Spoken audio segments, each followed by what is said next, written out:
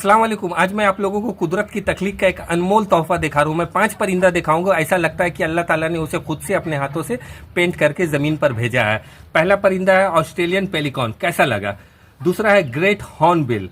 तीसरा है penguin, penguin जाति का है जिसे एटलांटिक पेंगुइन कह सकते हैं। चौथा है टोकोफ्यूकेन और पांचवा है टोकेन।